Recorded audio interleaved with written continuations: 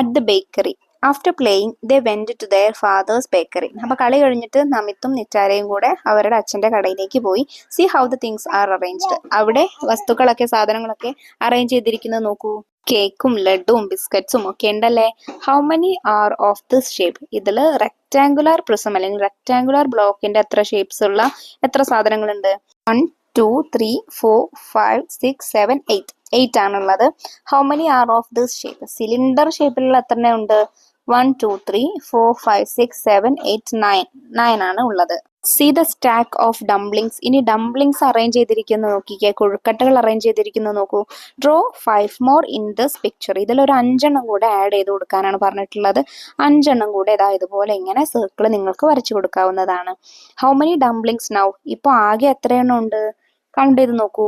1 2 3 4 5 6 7 8 9 10 11 12 13 14 15 dumplings ആണുള്ളത്. How many cakes are there in the shelf? ഷെൽഫിലാകെ എത്ര കേക്കുകളുണ്ട്? എണ്ണി നോക്കൂ. 1 2 3 4 5 6 7 8 9 10 11 12 12 കേക്ക്സ് ആണ് ഉള്ളത്. How many more cakes are needed to have the same number of cakes and dumplings? ഇനി ഡംപ്ലിങ്സിന്റെ അത്ര തന്നെ കേക്ക്സ് ആവാൻ എത്ര കേക്ക് കൂടെ ആഡ് ചെയ്യണം എന്നാണ് ചോദിച്ചിട്ടുള്ളത്. അപ്പോൾ 12 കേക്ക്സും 15 ഡംപ്ലിങ്സും ആണല്ലേ ഉള്ളത്. അപ്പോൾ കേക്ക്സ് ഇനി എത്രണ്ണം കൂടെ വേണം?